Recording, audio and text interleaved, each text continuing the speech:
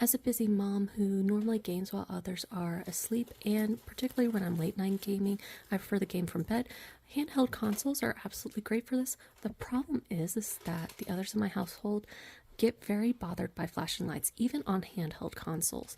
So there are things that I do to make adjustments to how I game at these times so that I'm not waking others in my house up. And in particular, one of the things I do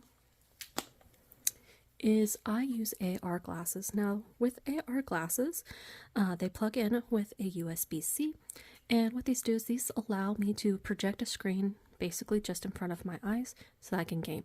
This is really nice because it allows me to just lay down while I'm gaming as opposed to having to sit up while gaming, and also on top of that, it keeps the lights that are flashing just for my eyes and not for anybody else's.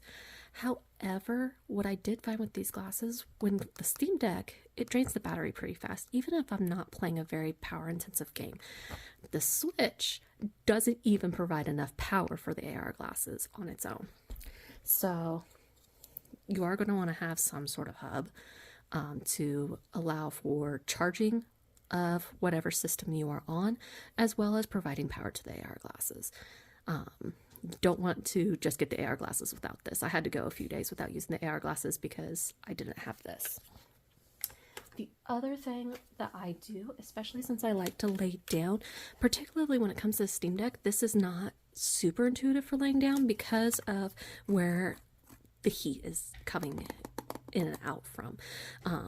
If I'm laying down, that is laying on my blanket and it's not allowing for the Steam Deck to breathe. What I prefer to do is I like to set this on my nightstand, and then I use a controller. With the Switch, I use the Pro controller. With the Steam Deck, I use my PlayStation 5 controller.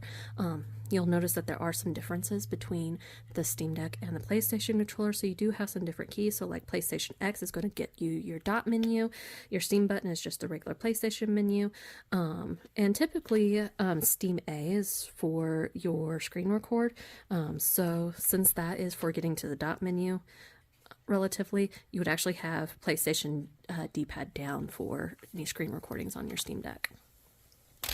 Lastly, what I also like is if I want to go in the desktop mode with either my Samsung phone or on my Steam Deck, and I'm not feeling as much in the mood for gaming, what I like to do is I like to use a small Bluetooth keyboard that doesn't type very loudly and a small mouse, which does kind of click loudly for that.